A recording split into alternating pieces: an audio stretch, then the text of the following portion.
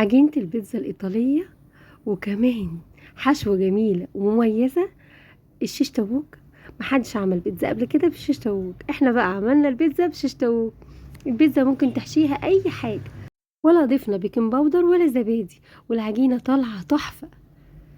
كمان عملنا صلصة البيتزا للمستعجلين تحفة. تعال نشوف. اول حاجة جبت دقيق، هنا كيلو، هحط عليه معلقتين كبار سكر يعني 30 جرام، وكمان 5 جرام ملح معلقة صغيرة، والخميرة، و70 جرام زيت نباتي اقل من نص كوباية. وهنا تاخدوا بالكم من حاجة، كيس الخميرة الفورية بيبقى مكتوب عليه من الظهر ان هو بيقوم او بيرفع كام جرام من الدقيق، فدي تاخدوا بالكم منها. الكيس اللي انا جايباه، الكيس الواحد بيرفع 500 جرام دقيق، دي حاجة مهمة لازم تاخدوا بالكم منها. هنا بقى هبدأ اضيف مية فترة علشان اعجن والم بيها العجينة. هي خدت معايا حوالي 3 كوبايات مية. مية هنا بننزل بيها بالتدريج لغاية ما العجينة تتلم معانا. الدقيق بيختلف عن بعضه، في دقيق بتشرب السوائل وفي دقيق لأ. وهنا هاخدها على الرخامة علشان اعجنها كويس وتنعم معايا. وهنا العجينة لا فيها بيكنج باودر ولا فيها زبادي، يعني بالمية بس، ودي العجينة الأصلية. ممكن تضيفي بدل الزيت النباتي زيت زيتون، انا قصدت ان احط زيت نباتي علشان يبقى متاح للكل.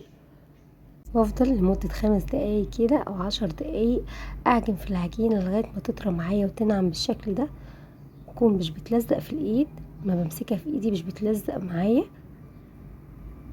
احطها تاني في الطبق واغطيها باسترتش وفوطة واسيبها تخمر، وهي مش تاخد وقت، الجو حر فهتخمر معايا على طول. الوقت ده انا هحضر الصلصة بتاعة البيتزا، ودي صلصة سريعة مش تاخد منك وقت. 3 معالق كبار صلصة من اللي هي بتاعة البرطمانات، هحط عليهم فلفل اسمر ومعلقتين كبار زيت نباتي، و3 معالق كبار كاتشب،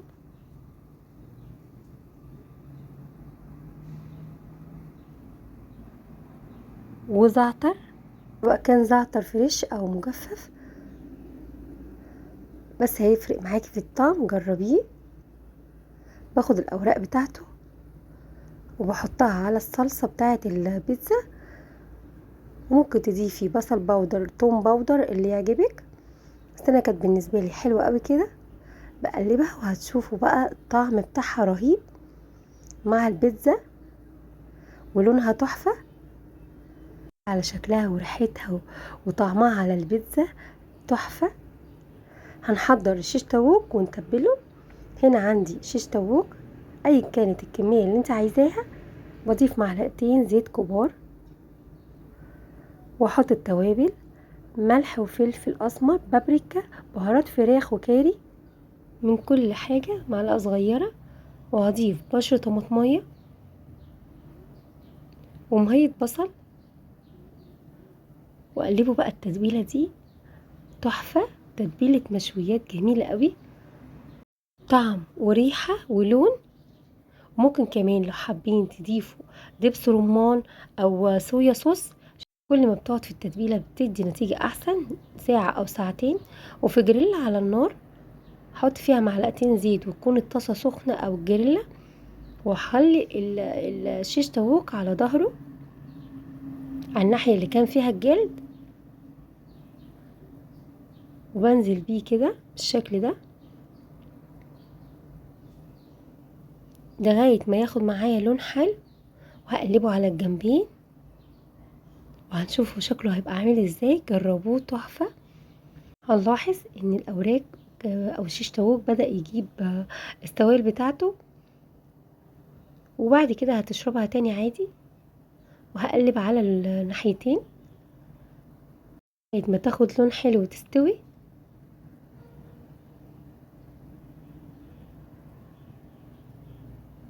بالشكل ده. نفضل نقلبها لغاية ما تستوي معانا.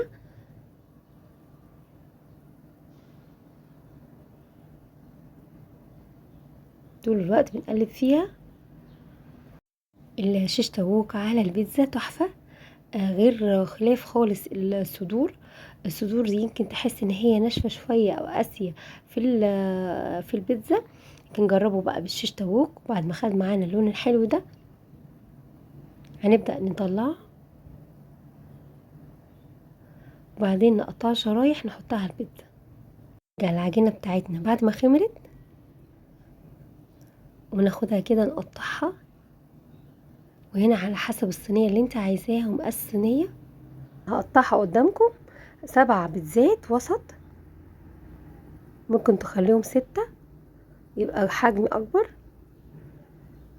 عجينه حلوه وطريه وتحفه. هنا انا قطعتها 7 كرات، يعني 7 بيتزات. ممكن على حسب الصينيه لو عايزاها مع صينيه مقاس اكبر تقطعيها على 6، وبكورها بالشكل دوت وانعمها بايدي واحطها على القرمه الخشب علشان هغطيها تاني عشان ما تنشفش مني. تعملي الكلام دوت على صينيه وتغطيها بكيس التلاجة علشان الوش ما ينشفش. وكمان انا هسيب البيتزا اللي هشتغل فيها قدامي وهغطي الباقي. انا هشي كله بنفس الطريقه شيش طاووق، وهوريكم بيتزايه، وهكمل انا بنفس الطريقه وبنفس الحشوه بقيه البيتزات عشان ما اطولش عليكم الفيديو. فردتها بالسمك ده، وهنا بنقلها على صينيه مدهونه بسيط زيت، وبخرمها بالشوكه لو في حاله مش عايزاها تنفخ معاكي وتعلى في الفرن. نفرد صلصه البيتزا اللي احنا جهزناها في الاول على ارضيه البيتزا، وبعد كده نضيف عليها الشيش طاووق بعد ما قطعته شرايح بالشكل ده. وهنا الاضافات اللي بتحبيها بقى، سواء زيتون او فلفل الوان او شيري توميتو. حطيت طبق الزيتون الاول، وبعد كده احط الفلفل،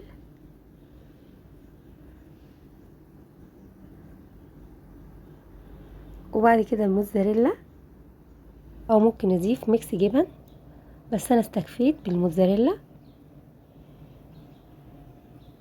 اخر حاجه هحطها الشيري توميتو، كسرت اللون وادت شكل حلو قوي للبيتزا وطعم. واحط فلفل وزيتون من على الوش بردك، وكمان رشه زعتر. جربوه بقى في الاخر كده تحفه. حطها على فرن سخن على الارضيه، وبعد كده برفعها على الشبكه تخرج معايا بالشكل ده. لو عايزينها تاخد لون اسيبوها شويه على الرف لغايه ما تاخد اللون اللي انتوا عايزينه، واطلعها بالشكل ده من الصينيه. وقطعوها بقى وذوقوا اجمل بيتزا. وهوريكم قد ايه طريه وهشه وتحفه. ومطة الموتزاريلا جميله قوي من غير بيكنج باودر ولا زبادي. عملنا اجمل بيتزا ايطالي. يا رب الفيديو يكون عجبكم، جربوها. صحه وهنا على قلوبكم.